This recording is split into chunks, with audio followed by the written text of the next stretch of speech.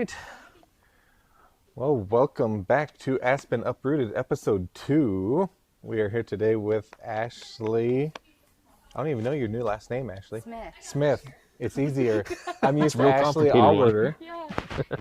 I like Ashley Allwater is way harder to say. Smith's too easy. It is. But Ashley Smith, Social Jargn, the digital word. We're excited to have you with us for our second episode of our podcast, Getting to Know Your Digital Business. Yeah, thank you for agreeing to be on. Appreciate it. Yeah, any way I can give back. Aspen, you guys have been with me since I started my business, since before I started my business, and you gave me a shot. I felt like you gave me a shot, right? And so it was really that support, and however I can pay it forward or pay it back, I'm happy to do that for you guys. Well, really, these are all about you and getting to know you, how you started your business and how it's grown and how our members, our viewership can use your services. So we want to know all about you. Oh, it's all about you. Talk as much as you want. Yeah. Yep. It's Absolutely. not about us at all. We're not important. So, but yeah, tell us a little bit, first your name, your business, when you started your business, all that good stuff. Yeah, so Ashley Smith with Social Jargn, and I started, I guess officially in late 2013, and then government-wise in early 2014, when I realized, what's an EIN? Sure. Oh, a sales tax license. Oh, okay. And I started out really small. I had previously worked at another organization doing digital marketing, specializing in social media in 2012. And I just knew that I wanted to keep those skills. I found it fun. I found it entertaining. I was always learning something new, so it kept me engaged, and it was just an interest that I fell in love with generally. And so I started teaching at Community Education Center of the Black Hills, actually. I would do little workshops of explaining Facebook and Facebook. That was really it back then. And this was before Canva, which can blow some kids' minds. Sure. And I started people in the class. I can get really nerdy about this stuff, and I was like, it's really easy. You just click here, and then you can do this, and then you talk about this. And 3 out of the 5 people there were like, hey, do you just do this? We don't want to do all of that. Can you just do that? Sure. And I was like, no, I have a job. And then I thought about it, and I was like, well, why don't I do this? So not really knowing a whole lot, even with a business degree from college. But they don't teach you small business Sure. in business school. And so it was kind of, finding my way through it. And there's been so many great organizations here in the Black Hills and networking groups that offer support, and people who are just willing to help or offer advice or give suggestions. And so that's really how I started. And then in doing side work and freelancing.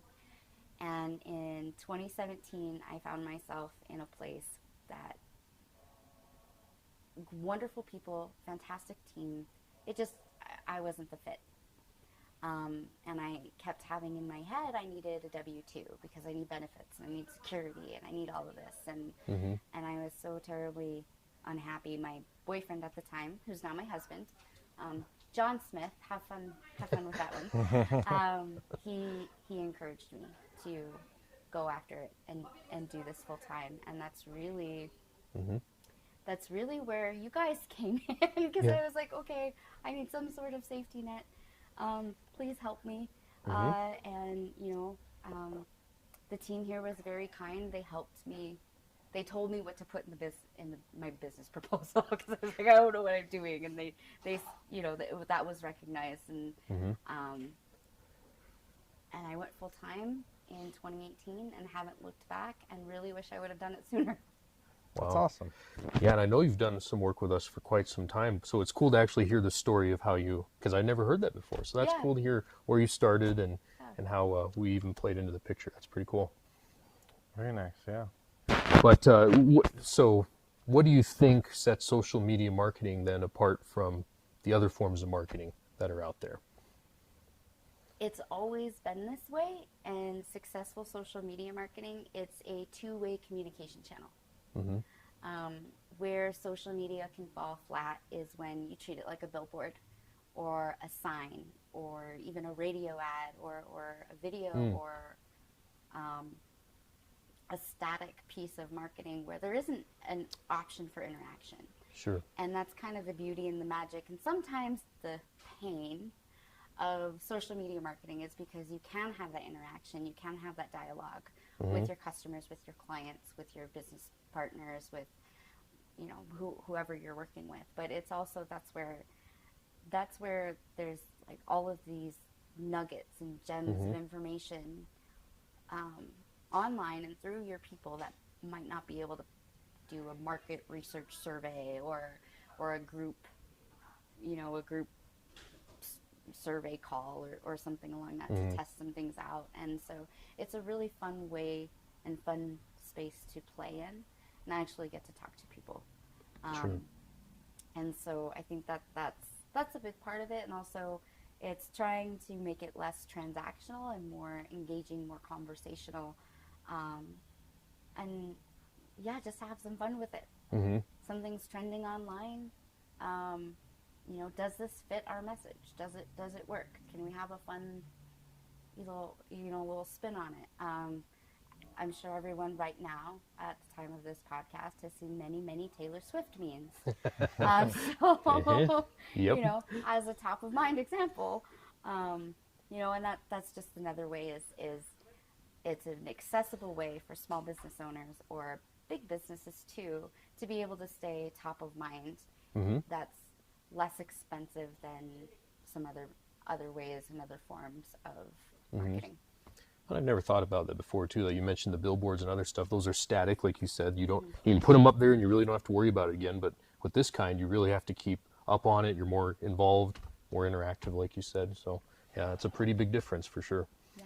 I think social media too, if you would agree, is a little different because you post so frequently, you don't want to just kill your audience with like, here's our product, here's our product, here's our product, because they get sick of it, right? They're like, I'm not buying right now. Quit forcing it down my throat. So it's more of a, this is our company, this is our brand, this is our culture. You do a lot of more fun things.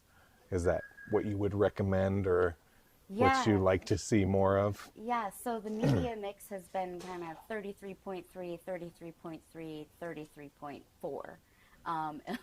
Information, who you are, what you do, education, what problems do you solve, what services do you provide, how could you use this, and then entertainment.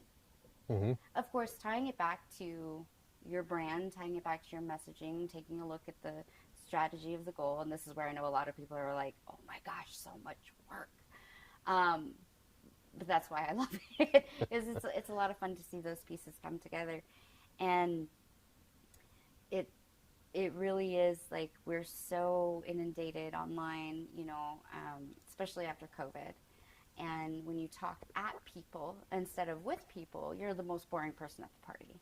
True. So it is sharing that and having those elements and it isn't sell because pretty soon people are tuning you out. But it's like, hey, have you ever had this problem? Well, we've got a creative solution for it, and here's how we can connect and talk and help you out. Sure. So you're talking about that fine line then between you want to have their attention, right? And so I noticed on your website, Social Jargn website, that you had this quote: "Attention is today's currency." I thought that was a pretty great quote. Who was that? Who said that again? Yeah, that's from Gary Vaynerchuk. Okay. Gary V. Not everybody's on board with him. He curses a lot. Just a heads up for anyone who hasn't heard his content. And the snippets and the things that I've seen, it just makes sense. Sure. But it truly is. So some behind the scenes stuff or how things have changed is there's more social media platforms. There's different social media platforms. There's different kinds of media. But what's happening is we only have so much time in the day. Mm-hmm. And we only have so much time that we can dedicate to that content consumption Mm-hmm. because we're not 9, you know, with more freedom. Right. Yep. Right. We have Most jobs. young adults, teenagers, adults, you're working. You can't Yep. be on your phone all of the time.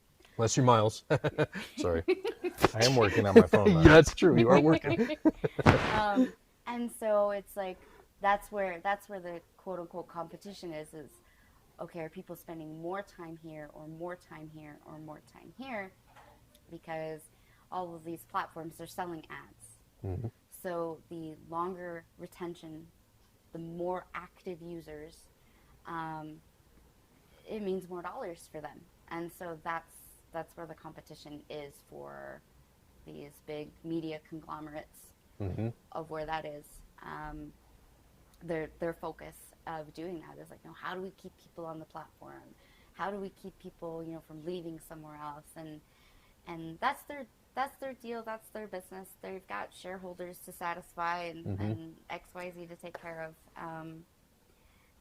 But really what it's supposed to be is a supplement for relationships, not necessarily a replacement for relationships. Sure. Oh, okay. Mm-hmm. And social media and technology has been just a huge blessing for my personal life Mm-hmm. to keep those connections and things like that. So I think there's also, that mindset or how to use the tool. Because this all just started, right around my senior year of high school. Mm-hmm. And versus, some kids these days, all the kids these days, they grew up with it. So it's Sure. definitely a different world, and it's bringing up different concerns and different thoughts and things like that. But Yeah. Well, I think you should put that quote that you just said on your shirt, where you said it's for supplementing relationships, not replacing them. That's good. I like Yep. that, because I think Yeah. too many people view it as a replacement sometimes. But Yeah, I gotta agree with you too. I missed the MySpace days. You had it in high school, and you had your page, and you had your song that popped up when people Right. went to your page, and you had your picture on there, and you could change your song, and people knew that that's who you were. you can have songs on Facebook. Yeah. Does Just anyone do that though? Nobody. No one does No it. one knows. Yeah. No. It's like, nope. No. That's one of those nerd details that I've been doing Yeah. this for so long that people are like, really? Really? Like, Yeah. yeah. Facebook's They're trying. taking over the world. So, with that being said, you talk about the different platforms. Obviously, Facebook is probably the largest, oldest, but where do you see the most traction, I guess, with your content, or where do you see the most benefit, I guess, for advertisement, or do you like a mix? So, this is my favorite phrase, or what I think a good marketer's response is always, it depends. Because who are we talking about? Are we talking about Target? Or are we talking about a mom, pop, and shop that doesn't want to do online? That kind of thing. oh, sure, yeah. So my unconventional advice to anyone who's like, hey, where do I go? Where do I start? Is different depending, am I talking to Aspen, or am I talking to, a solo entrepreneur that does coaching, consulting, and things like that. But I look at it, there's the unconventional advice is, where do you enjoy showing up? Mm-hmm. Just your alarm goes off, you reach for your phone, even though you're not supposed to, and you pull it up. What's the first social media app that you check? That's where you start. Mm-hmm. And for a couple reasons. The first one is you're pretty familiar with the platform and the ecosystem and the culture already. Mm-hmm. So it's going to remove a lot of tech intimidation. What button do I click? Sure. How does this work? What is going on here? Two, you're already showing up. Mm-hmm. Right? What did they tell us in school? Attendance is like 90% or something. Yes. Yeah, something like that. Mm-hmm. So you're already showing up. Mm-hmm. And then once you have the habit of creating the content and posting, then it's okay. Some strategy can come into place. Where are your ideal people? And that's a big question and a big thing that a lot of other marketers and my colleagues will focus on. But I'm in the firm belief of, pick your favorite platform. Mm-hmm. Your customers are there. Like, I promise you, you're going to find your people. Sure. Because Facebook is the largest. But here comes TikTok. and there's Instagram, and there's LinkedIn, and it kind of, then we can start looking at it like, okay, what is the goal? What is the purpose? Why are you online? Where are your customers hanging out? And things like that. But one of the big ones that I've always been a fan of, it's my favorite social media platform, is YouTube. Mm-hmm. You know, it's the #2 largest search engine in the world. And they're owned by Google, who is the #1 largest search engine in the world. And the community there is great because while there's the attention battle, I can subscribe to 15 other channels that talk about the same thing that I could watch all of their videos. Yep. And so it's just, I like, from the creative perspective of it, the collaboration over competition in that kind of environment, which is really cool. I mean, and it's seen on other social media platforms, but that's really the big one. And I was one of those kids that really wanted to go to Hollywood and make movies, not in front of the camera, but behind. But I thought I'd have to, you know, go be a gopher for 20 years before I got my shot. And then all of a sudden YouTube shows up and I was like, well, crap, I could have done that. So if there's time, money, and resources, absolutely YouTube. If not, really the short form video, which you can also do on everywhere now. Right. With a few exceptions, but that's really where a huge immense of value is. What's interesting is YouTube has actually changed their monetization structure to where they've included shorts, is what they're called on YouTube. But there's so much demand for that short form content and not enough supply. Yeah. So they're like, no, give us more. There's even a section when you have your own YouTube channel that they will tell you based upon your business and your industry, hey, we need videos about this stuff. Yep. Okay. So they're actually just being like, hey, here's your content plan for the next month. Please go make these. And so that's how you can kind of play to the algorithms in your benefit. Sure. Interesting. I have fallen down the rabbit hole of those shorts so many times, so I know I'm definitely one of those people. Yeah, just 7 seconds, 7 seconds, 7 seconds, Yeah. Crazy. We are new to YouTube. This is where our podcast is on, so we always forget to say like and subscribe for more podcast videos like this, so we'll plug that in there. Turn on Since the this is number 2. bell. Yeah. Ding, Oh, ding, yeah. ding. Yep. Goes to the trolley. Yeah. But, yeah. So, good to know. And we're getting some great tidbits and advice, but Yeah. the benefit of working with Ashley is that she will do a private consultation with you and give you all the one-on-one advice for your business. So that's awesome.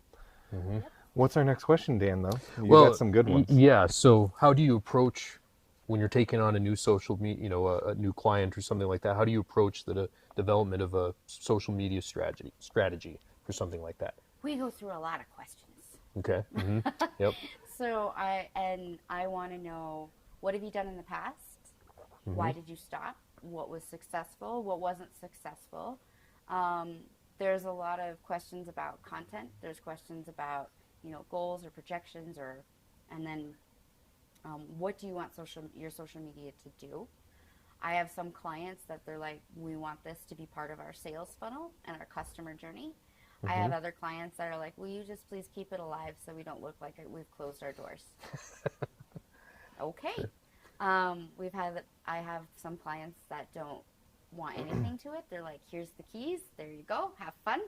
And I have others that are more hands-on and they want to see each piece of content before it goes out and see the creative before it gets posted, and there's more communication. So a lot of questions about what's going on, what am I getting into, and it's more from I take more of a service approach. Am I working with other people? Okay, how am I going to fit into the team?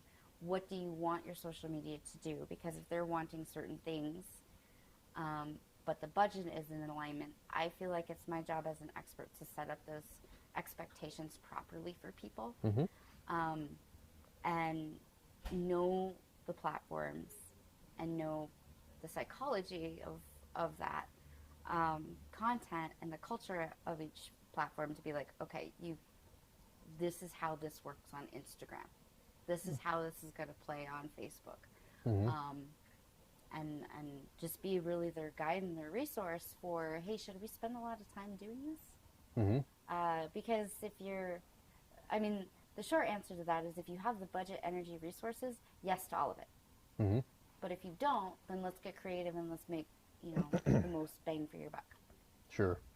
Yeah. Do you have a success story that comes to your mind that is like that you enjoyed the most with working on something like this? Is there one that comes to your mind that you're like, that was my favorite one to work on? Other than you guys? Right. Good answer. Yep. Honestly, it really is. Day of Excellence really pops out. Mm-hmm. I attended the event in 2013. And then I was asked if I'd be interested in being a volunteer in 2016. Mm-hmm. And so what's really cool is they've just embraced my skill set and trusted me with my skill set. And they're like, yeah, do it.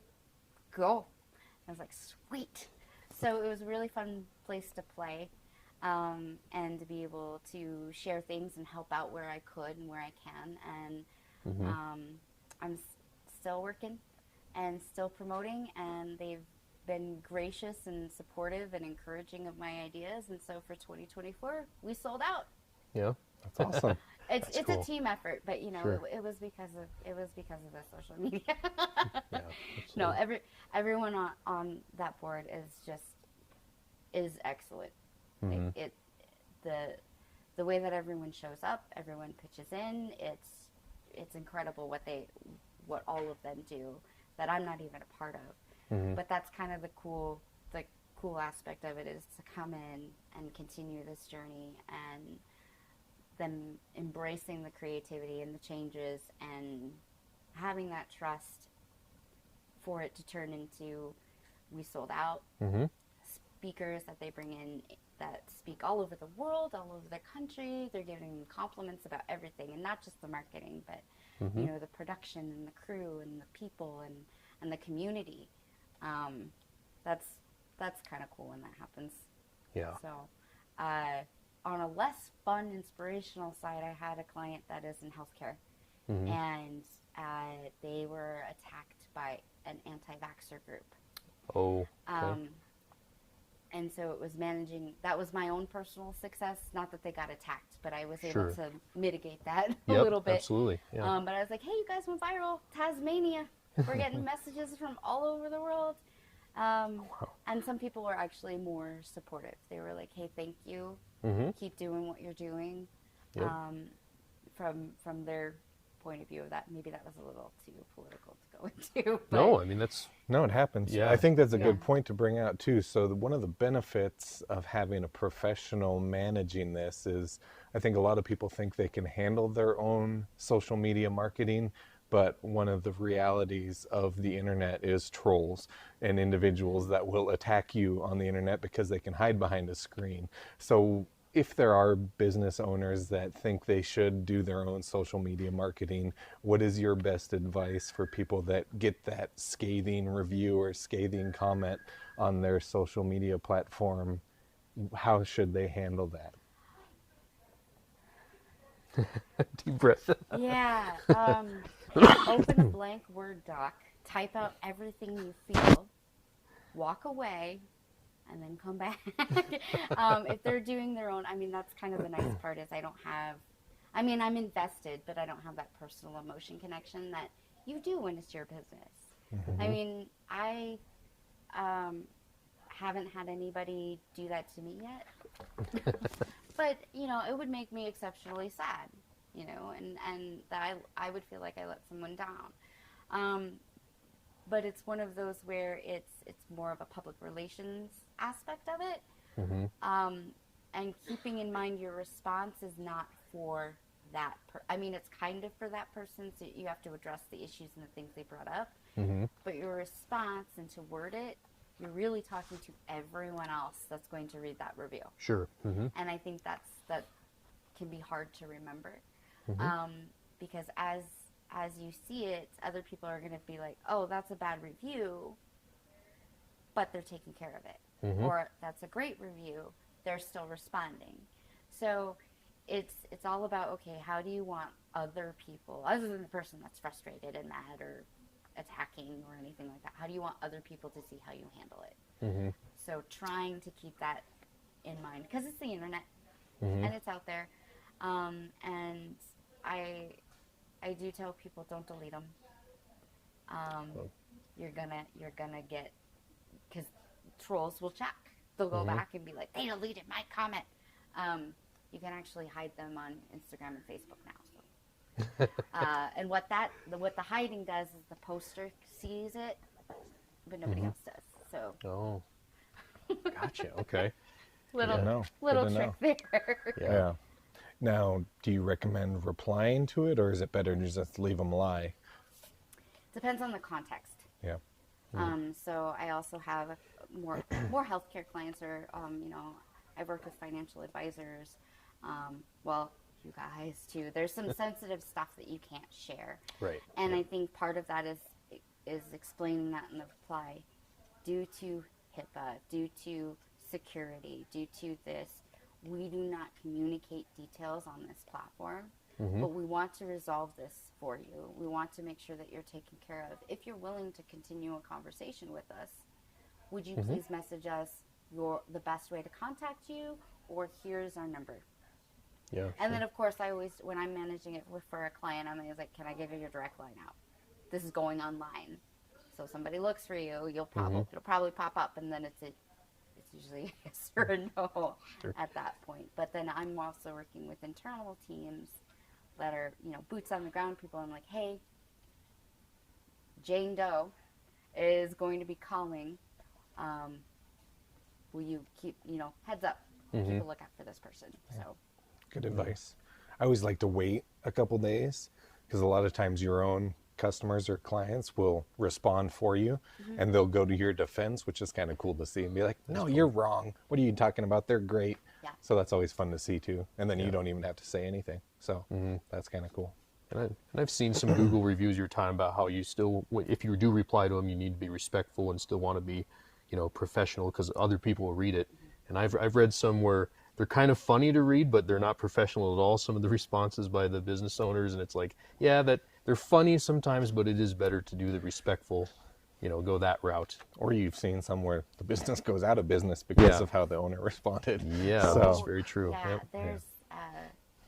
there's a restaurant, not here, not in South Dakota. It's in Minnesota, guys. So where the owner has gone on, and they've just been like, we told you there was a reservation. It's not our fault you didn't listen to us. And I'm like, so we're not going to go eat breakfast there. That's, Yep. because you just feel like, okay, well, how are they going to treat people? And it was COVID, and everyone's tense and all of that. But and maybe that's just Rapid City and the Black Hills, and South Dakota in general, that you can be nice to people. Yeah. Yeah. Maybe it's one of those restaurants where you pay extra and the wait staff treat you poorly on purpose. Have you seen those? Yeah. They insult you. I had no idea one of those existed. No? Yeah. I'll have to ask you where some of those are. I don't know, I've just seen them on TV, but yeah, they come up and just like call you names and insult you. And, yeah. You really want to order that? Yeah. That's terrible. Are you stupid? Yeah. Well, so one of the other, I'm going to refer to your website a lot. You guys have a very informational website. I learned a lot. Good. But, yeah. SEO's working. Yeah. But you guys use the term synergy on there.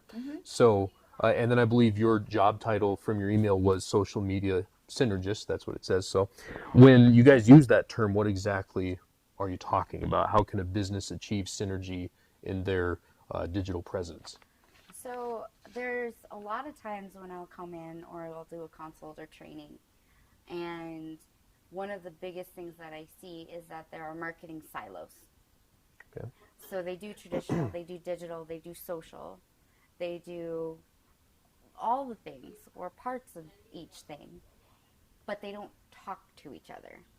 Oh, okay. Meaning they, and this is an extreme example, they might be having an event, but there's one post on social media, hey, we're having this thing on Thursday, come see us. Or they might have a business card, but the social media icons are missing, or it's a print ad and there's no social, there's no web, there's little things about that like that, but it's about the messaging and that fun planning stuff that I love so much. And where the strategy comes in is like, okay, this is what we're going to talk about. These are where we have ad placements in magazines, and we're going to talk about this on the radio, and we're going to have this there. It's like, okay, let's tie in social media. So when everything is moving together in the same direction, then your messaging sees momentum.